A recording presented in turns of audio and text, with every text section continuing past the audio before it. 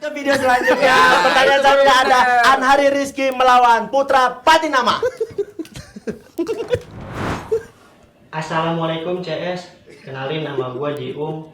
Sebelum gue ngomongin nasib wasit, gue tuh pengen ngomongin nasib gue di kompetisi ini. Soalnya bini gue tuh nggak suka kalau gue di rumah bengong-bengong mikirin materi stand up. Ngapain sih kamu bengong aja?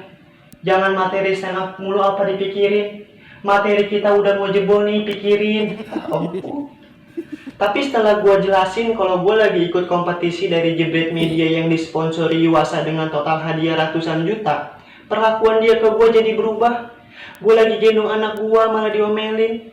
Sini anaknya. Udah kamu bengong aja yang lamaan. Pikirin materi stand up kamu. Materi kita mah gampang. Ntar juga kamu juara. Ya, malah dibebanin gue. Dan gue tuh prihatinnya sama nasib wasit sepak bola di Indonesia. Udah mah gajinya nggak seberapa, tapi tanggung jawabnya gede. Apalagi kalau sampai salah ambil keputusan, bisa-bisa diberantemin tuh sama pemain. Sama persis nih kayak peran gue sebagai ayah muda. Enaknya mah nggak seberapa, tapi tanggung jawabnya gede. Apalagi kalau gue sampai salah ambil keputusan, bisa-bisa diberantemin sama bini. Kadang mertua suka ikut campur. Cuma ya bedanya, kalau wasit ada hak buat ngeluarin pemain dari lapangan. Kalau gue nggak ada hak buat ngeluarin bini dari rumah. Orang gue yang numpang. Iya, beda halnya sama wasit sepak bola di Eropa. Kalau wasit di Eropa buat kesalahan, apalagi kelihatan kontroversi, jarang tuh sampai diberantemin pemain.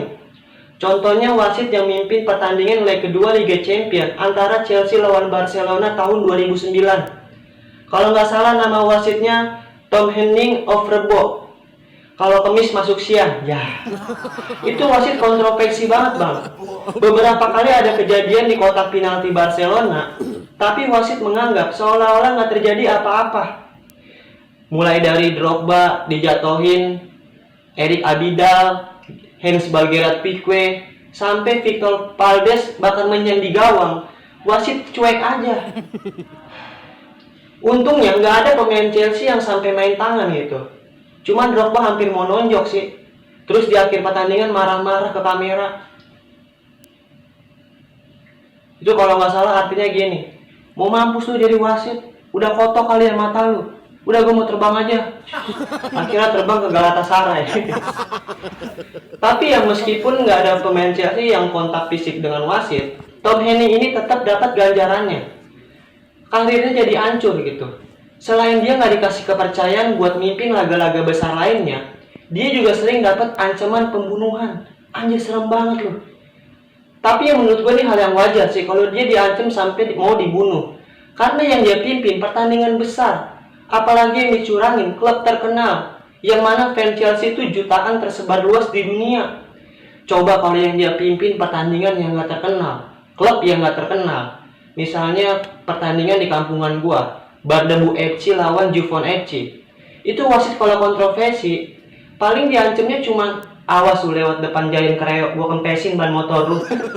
Wasitnya diancam gitu paling cuma pindah kosan doang. Terima kasih, nama gua Jiung. Oke, temanya nasib wasit nih. Sebelumnya gue bersyukur dulu nih, karena lawan gue Anhari Rizky. Kenapa gue bersyukur? Karena Anhari Rizky bukan komplotan kos-kosan The Red. Lo tau sendiri kan, kos-kosan The Red isinya siapa aja? Ada Rika, ada Steven Wongso.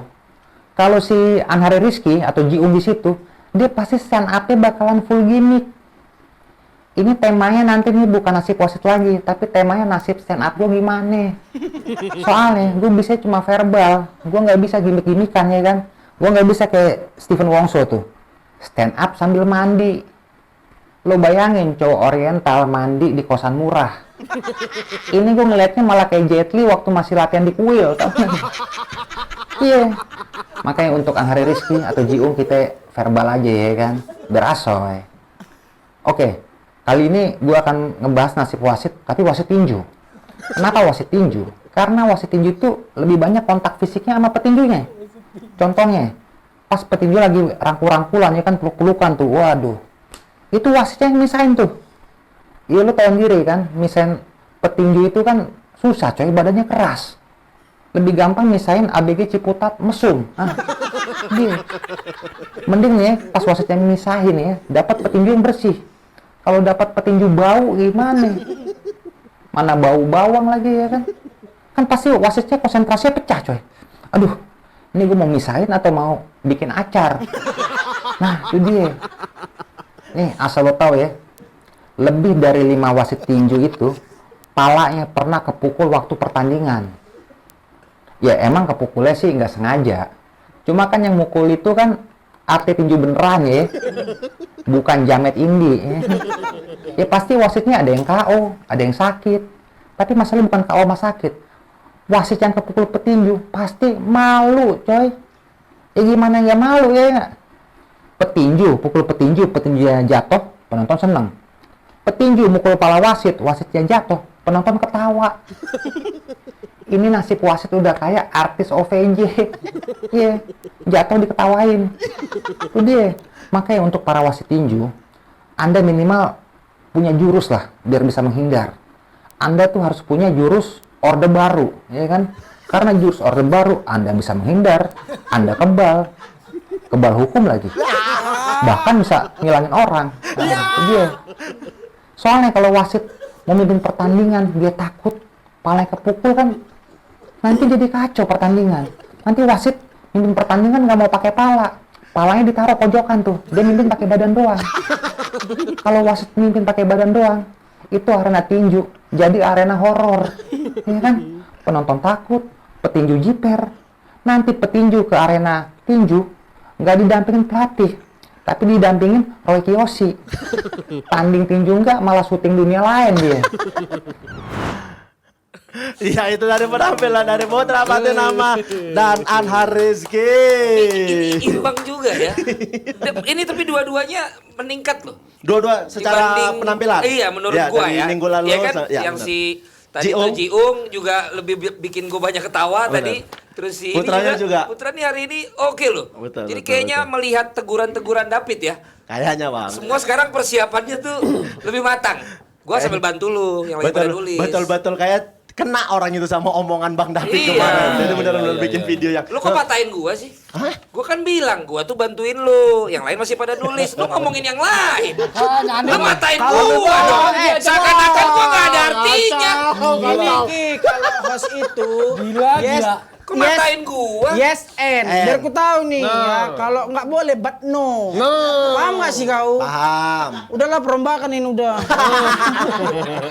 Udah siap semua nih nulis kayaknya. Ya udah Popon dulu, gimana Popon penampilan dari Jiung? Ya, Jiung kita apresiasi nih penampilannya lebih baik dari sebelumnya. Dari minggu materi. sebelumnya, ya. Dan ini pertandingan 2 ini nih emang yang full materi nih, nggak ada gimmick-gimmicknya. Iya, Keren, iya. iya.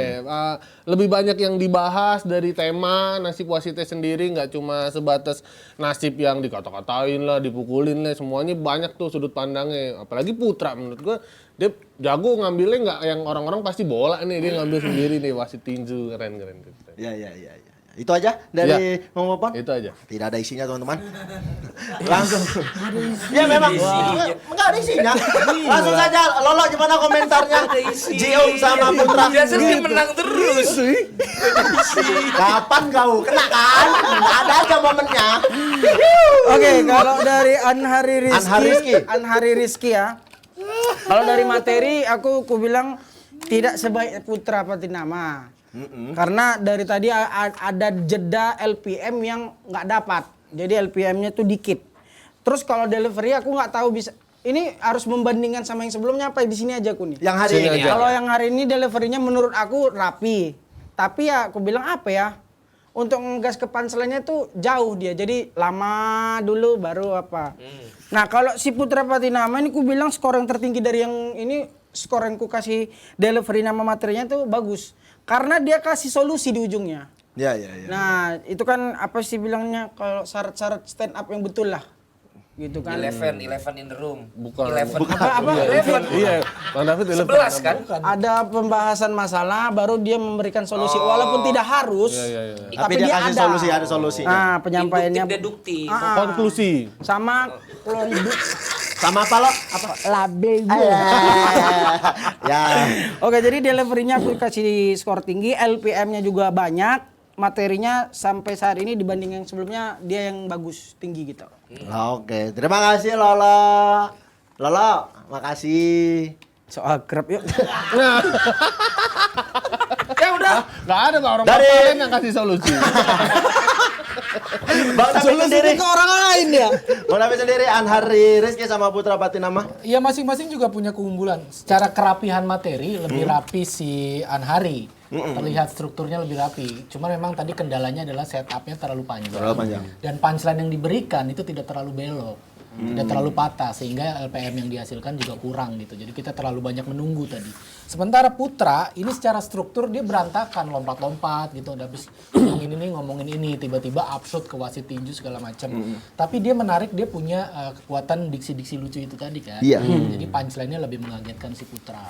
Jadi masing-masing punya keunggulan, tinggal nanti kita bandingkan aja mana yang paling oke skornya. Oke, kalian pilih Anhari Putra atau Anhari Rizky atau Putra Patinama. Pak Sio, apa ada komen sedikit dari untuk Anhari sama Putra? Gua senang dengan hari ini cara bicara juri-juri hari ini. Karena Nah ini baru menunjukkan bahwa memang acara ini lucunya ada, LPM, tapi muatan dari bahasa mereka sebagai juri itu semakin episode kesini semakin tebal. benar. Hanya host yang kurang. Betul. Tapi juri itu makin, jadi ku tunggu lah Ki, kapan aku bisa dengan jujur bilang, Ki, hari ini aku bangga sama kamu. Betul. Karena inilah susahnya orang Batak untuk ngomong. Betul. Mungkin itu yang dialami Benny sama bapaknya kan. Iya. Hari ini walaupun agak serius jadinya, tapi gue sebagai orang di luar dunia stand up, ngerti gua karena baru hari ini yang langsung benar-benar menggunakan 3 itu. Jadi biar Lolo tahu aja, juri sebelumnya nggak pernah dipakai sebenarnya. Sama Lolo dipakai jadi gua, oh inilah benar ini. Kenapa nggak dari dulu kau diajak sama Oki? Berarti ada kawanku yang membusukkan, Bang. Iya, Itu nutup. lah. Tenang, nanti ditambah. Tenang.